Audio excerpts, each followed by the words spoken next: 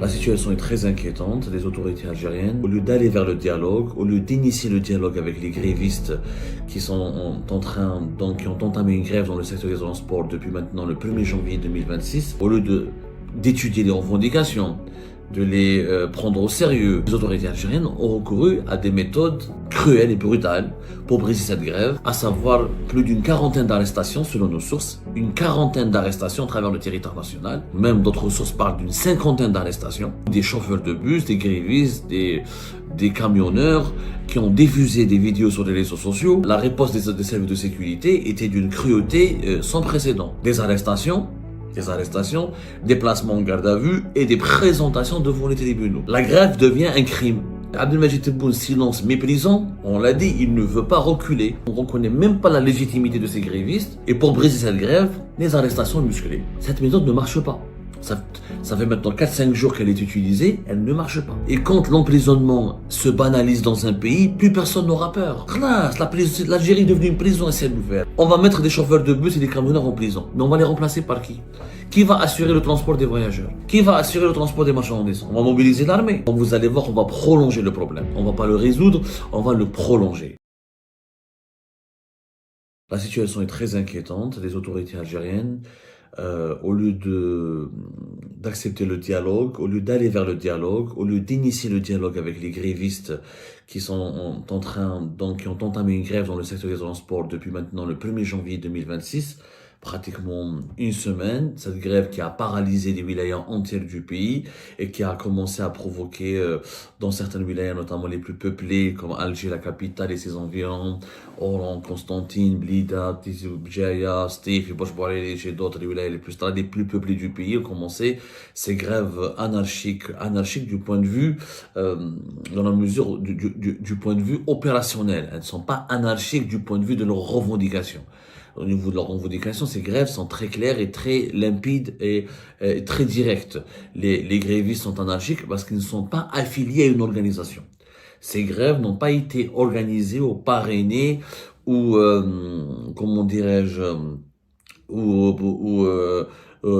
ou tenues par des organisations syndicales autonomes, par des collectifs ou par des groupes structurés. C'est une grève initiée par les transporteurs de voyageurs, les chauffeurs de bus, notamment les opérateurs privés du transport de voyageurs, et les transporteurs de marchandises, les camionneurs, les semi-remorques, les propriétaires et gérants et chauffeurs de semi-remorques, les gérants et propriétaires de camionnettes.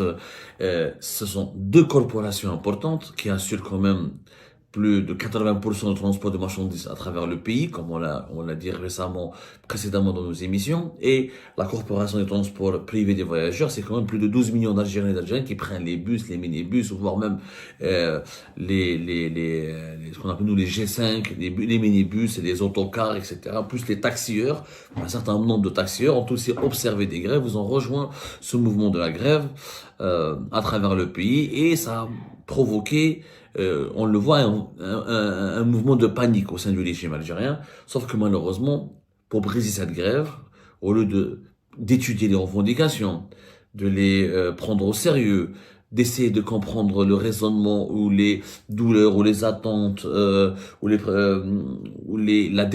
le cri de détresse. Parce qu'une grève, c'est quoi? C'est un cri de détresse. Les gens ne font pas grève par plaisir.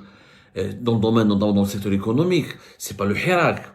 Là, il s'agit pas d'organiser une manifestation pour entonner ou pour chanter des chansons et des slogans politiques très engagés ou pour inventer des devises politiques ou pour de la chanson politique satirique, etc. Pas du tout. Là, c'est une grève. C'est-à-dire qu'il y a des opérateurs économiques qui se sentent contraints d'arrêter de travailler, donc de renoncer à des revenus, alors qu'ils ont des charges à payer, ils ont des familles à nourrir, donc ils ne travaillent pas parce il y a un sentiment de détresse qui les accable, qui les empêche de vivre, qui les empêche de s'épanouir, qui les empêche d'entretenir leurs activités. Donc il y a un malaise. On fait pas une grève, on fait pas des grèves, on fait pas une grève depuis plus d'une semaine, depuis pratiquement une semaine, juste par plaisir, parce qu'on a envie de se reposer. C'est pas les vacances, c'est pas un congé. C'est une grève, c'est une protestation. Quand on proteste, c'est parce qu'on est en colère. Quand on est en colère, c'est parce qu'on a quelque chose, il y a des droits qui ont été bafoués. Il y a des besoins qui n'ont pas été satisfaits. On se sent pas respecté. On ne se sent pas considéré. Donc il y a un malaise. Sauf que les autorités algériennes ont recouru à des méthodes cruelles et brutales pour briser cette grève, à savoir plus d'une quarantaine d'arrestations selon nos sources, une quarantaine d'arrestations à travers le territoire national, c'est-à-dire presque, même d'autres sources parlent d'une cinquantaine d'arrestations à travers l'ensemble du pays, où des chauffeurs de bus, des grévistes, des camionneurs qui ont diffusé des vidéos sur les réseaux sociaux pour témoigner de leur colère, pour lancer leur cri de détresse, pour expliquer leur grève et leurs actions de protestation aux citoyennes et aux citoyens qui sont les premières victimes de cette grève, ou de ces grèves à travers toutes les villages du pays. Ces grévistes qui ont propagé ou promu leur combat ou leur lutte sur les réseaux sociaux, combat au sens pacifique du terme, parce que la grève normalement est un droit, c'est un droit. Il travaille pour lui-même, il ne travaille pas pour une entreprise étatique. La majorité de ces chauffeurs de bus, chauffeurs de camions, de camionnettes, de minibus, d'autocars, d'autobus, etc., ou de fourgons qui ont fait grève, ou de taxieurs, travaillent pour eux-mêmes. Ce sont des indépendants. C'est aussi des petites entreprises qui regroupent 3-4 personnes, ou ce sont des professions libérales. Ce sont des indépendants. La réponse des services de sécurité était d'une cruauté sans précédent. Des arrestations, des placements en garde à vue et des présentations devant les tribunaux. Et la presse locale en Algérie n'en parle pas. Il y a même eu des placements en détention provisoire. Il y a des grévistes qui ont été placés sous mandat de dépôt. Pourquoi? Parce qu'on les a accusés de vouloir déstabiliser le pays, de propager des contenus qui sont contraires à l'intérêt national, de amener de sabotage, saboter l'intérêt économique national, saboter les intérêts publics, outrage au président de la République pour certaines personnes qui ont parlé d'Abdelmajid Tebboune, qui ont lancé des messages ou qui ont voulu transmettre leur détresse ou leur souffrance dans des messages personnels et francs adressés à Abdelmajid Tebboune. Il y a eu divers chefs d'inculpation. Mais le résultat est là. Une partie des grévistes ont été placés en détention, mandat de dépôt, d'autres ont fait de la garde à vue, d'autres ils ont été arrêtés, malmenés, menacés, intimidés et relâchés. Et c'est la méthode qui a été choisie, visiblement, par les autorités du régime Tebboune pour briser cette grève. Donc, en Algérie, voilà comment on brise des grèves, en emprisonnant, en menaçant, en faisant du chantage, en persécutant les grévistes. La grève devient un crime. Alors, en Algérie, la liberté d'expression est un délit, voire un crime. Manifester dans le cadre du Hirak, etc., c'est un crime. Critiquer les autorités ouvertement et publiquement dans les colonnes des médias ou sur les réseaux sociaux, c'est un crime. Et aujourd'hui, faire grève, c'est un crime. On a dépassé toutes les limites du tolérable. C'est tout simplement inacceptable. Ce qui se passe avec cette méthode de gestion des affaires publiques du pays, c'est inacceptable. Et je le dis en toute honnêteté, c'est vraiment honteux. Ces grévistes, ils ont fait quoi? Vous croyez que ça leur fait plaisir de ne pas travailler, de perdre de l'argent chaque jour? Vous savez ce que c'est qu'un bus, quand un bus ne travaille pas chaque jour? Toutes les recettes qu'il manque, alors qu'il a des charges, il a des salaires à payer, il a une famille à entretenir, il a des pièces détachées à acheter, il a un véhicule, il a un bus ou un camion à entretenir. La même chose pour les camionneurs. Vous pensez que ça leur fait plaisir? Mais personne ne fait une grève parce qu'il est heureux ou parce qu'il a envie de faire une grève. Les gens font des grèves, et surtout les camionneurs, parce qu'ils sont les camionneurs et les chauffeurs de bus et les acteurs du transport de voyageurs, du transport des marchandises en Algérie, parce qu'ils sont asphyxiés. Ils sont financièrement et économiquement asphyxiés. L'augmentation des prix des carburants, les nouvelles amendes dans le code de la route qui est en cours d'application, il est en application, le code de la route n'a pas été gelé. Il y a des rumeurs qui ont circulé sur les réseaux sociaux pour dire aux Algériens, ne vous inquiétez pas, le code de la route qui a été adopté le 24 décembre dernier, il a été gelé. Il n'a pas été gelé. Il y a des Algériens et des Algériens qui reçoivent des amendes. T'as un pneu en mauvais état, 12 000 dinars. Sauf qu'il n'y a pas de pneus à acheter en Algérie. Il y a une pénurie de pneus. Et quand les pneus sont disponibles, ils sont hyper chers. Ils coûtent très cher. Quelqu'un qui a un bus ou un chauffeur de camion, etc., il a beaucoup de charges. Il a le carburant, il a la pièce détachée qui coûte très très cher, qui fait l'objet de pénurie, les pneus qui font l'objet de pénurie. Comment voulez-vous qu'il puisse garantir la conformité avec les normes de sécurité et même les normes esthétiques de son engin ou de son camion, de son bus, quand il n'a pas de recettes financières, quand les revenus, ses revenus, ce qu'il gagne, l'argent qu'il gagne, ne lui suffit même pas pour survivre, pour couvrir ses charges.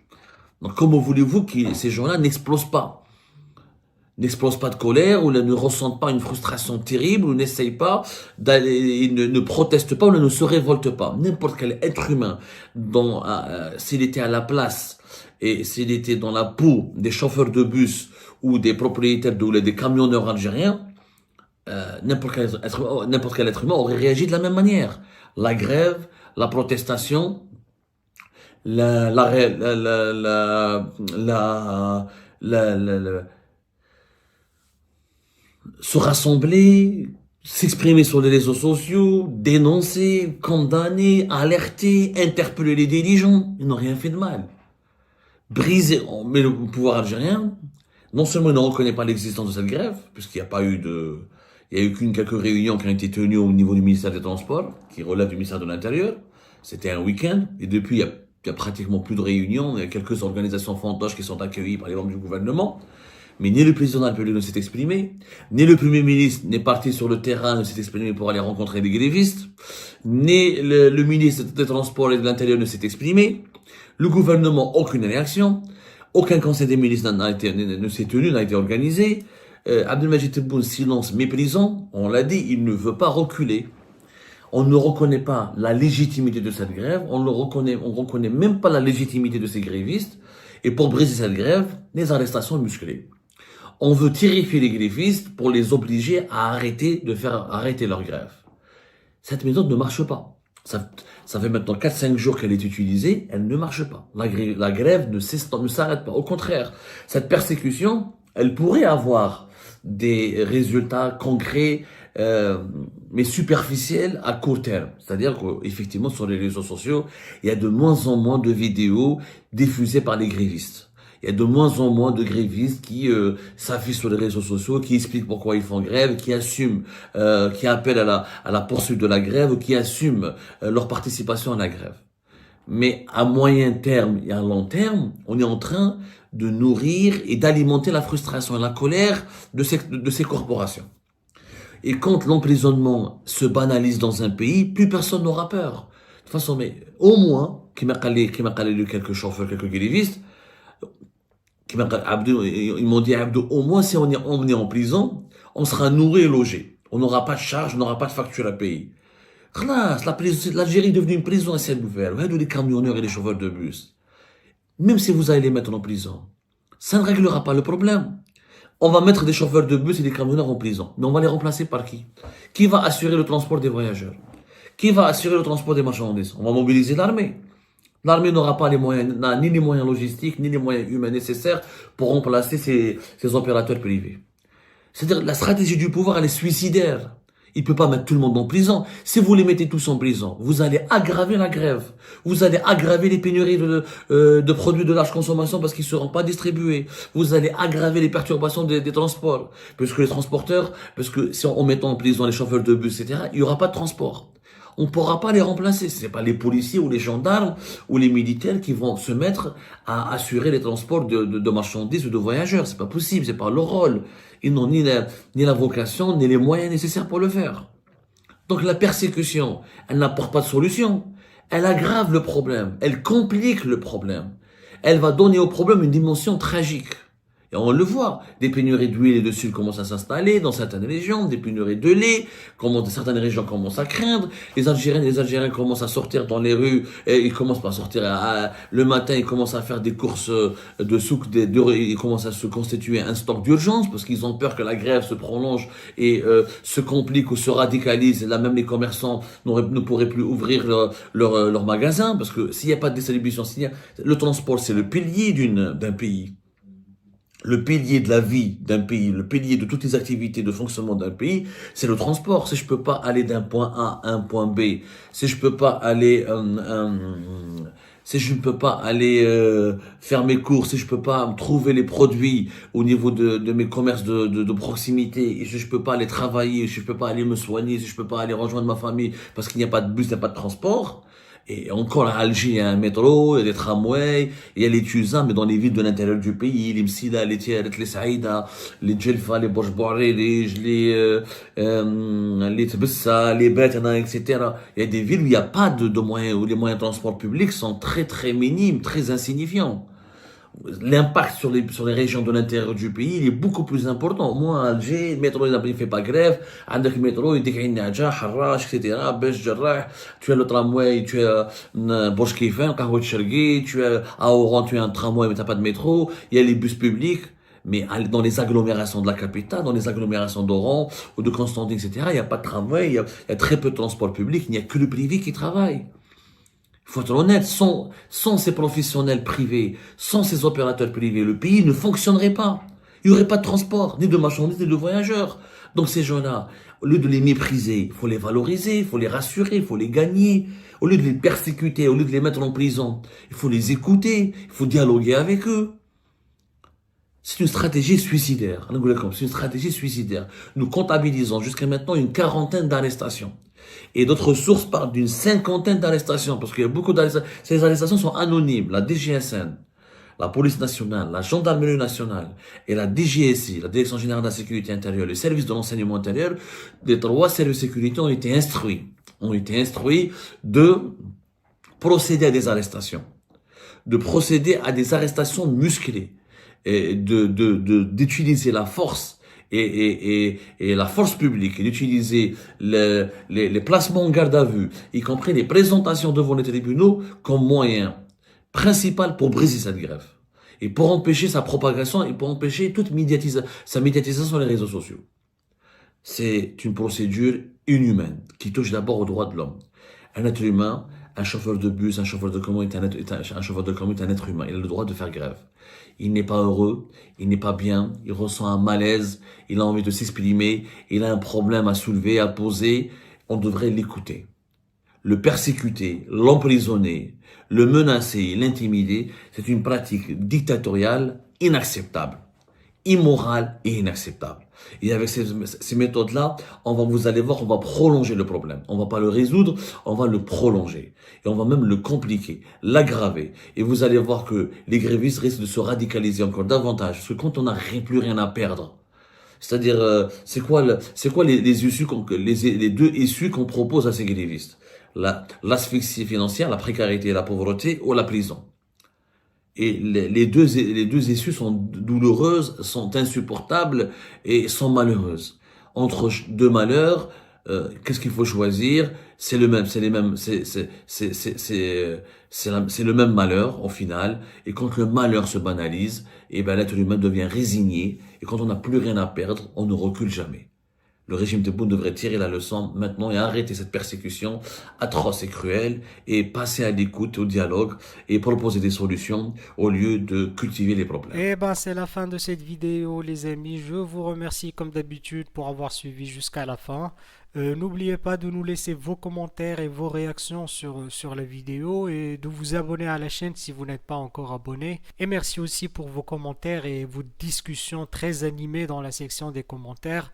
Donc, vous n'oubliez jamais de décortiquer bien un sujet sur tous les points qui ont été abordés dans la vidéo et ça fait vraiment plaisir moi-même je ne fais pas de commentaires, je m'appuie sur vous pour que vous puissiez bien expliquer les choses et en faire des discussions civilisées et dans tout le respect possible. Donc voilà, merci beaucoup et à la prochaine dans une nouvelle vidéo. Au revoir.